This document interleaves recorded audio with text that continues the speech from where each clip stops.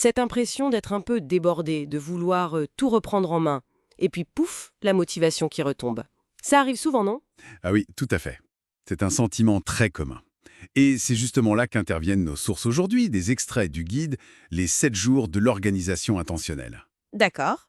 L'idée, c'est de proposer une méthode simple, sur une semaine seulement, pour, pour poser des bases solides, sortir du chaos sans se sentir écrasé. Une semaine, ça paraît faisable. Alors, entrons dans cette exploration. Ça commence avec une phase 1, éliminer le chaos. Jour 1, on parle de l'environnement physique. C'est ça. L'idée, c'est de choisir un seul espace, le bureau, la chambre, et de le ranger. Juste un. Pourquoi si peu? Mais c'est malin psychologiquement. C'est concret. On voit le résultat tout de suite. Ça donne une petite victoire, un élan. Ah oui, l'élan. Voilà. Pas besoin de tout révolutionner d'un coup. Juste créer un point d'ancrage, un signal positif. Ça rend la suite moins intimidante. C'est logique. Jour 2, on bascule sur le numérique, le calendrier. Oui, le calendrier. La source dit que c'est notre ressource la plus limitée, hein. Le temps. D'accord. Et l'action, c'est quoi? C'est de configurer un outil numérique, de bloquer les routines, le travail, ce genre de choses. Et puis, chaque soir, planifier un peu le lendemain, les tâches hors routine. Hmm. Et on nous dit de le traiter comme un espace sacré. Exactement. C'est une image forte. Le visualiser, c'est un début de maîtrise. Mais attention, Oui, faut pas tomber dans la rigidité extrême non plus. Ça reste un guide flexible, pas une prison. On bloque d'abord l'essentiel. d'accord. Flexibilité. Et jour 3, le vide-cerveau, le brain dump. Ah, le fameux brain dump. Oui. On prend un carnet, une appli, peu importe, et on note tout, absolument tout ce qui nous trotte dans la tête. Tâches, idées, soucis. Tout. Ça fait pas beaucoup d'un coup. Ça risque pas d'être angoissant? C'est une bonne question. L'idée, c'est surtout de libérer l'esprit. Comme le dit la source, le cerveau est fait pour avoir des idées, pas pour les retenir. Mhm. Donc on externalise. Ça libère de l'espace mental. Et puis, le tri se fait après. Chaque soir, on regarde cette liste, on voit ce qui est urgent ou ce à quoi on s'est engagé, et hop, on l'ajoute au calendrier. Mais on fait pas tout de suite. Non, justement, c'est une capture brute. On active seulement ce qui est nécessaire via le calendrier. Le reste, c'est noté, c'est sauvé de l'oubli, mais ça n'encombre plus activement. Je vois. C'est un système de capture, en fait. Exactement. Un système de confiance. Bien.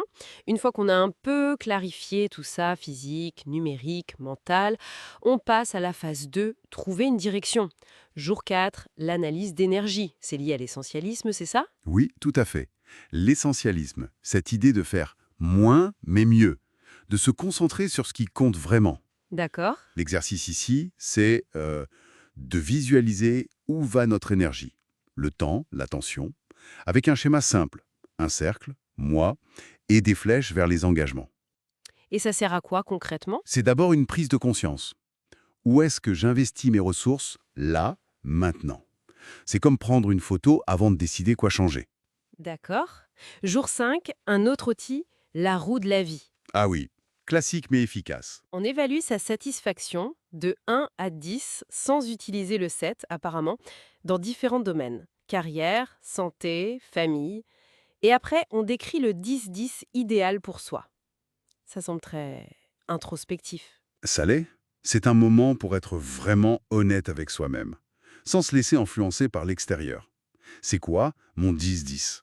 La comparaison entre la note actuelle et cette vision, ça révèle les écarts, les désirs profonds. Et il faut laisser décanter un peu, j'imagine. Oui, c'est conseillé. Ne pas réagir à chaud. Alors, après cette introspection, jour 6, choisir sa saison. Sélectionner un seul domaine de la roue pour un focus intense pendant 1 à 3 mois. Les autres, on les maintient juste. Un seul. Ça paraît peu? C'est vraiment le point clé de l'approche. La source souligne que le mot priorité, à l'origine, était singulier. Ah oui. Oui.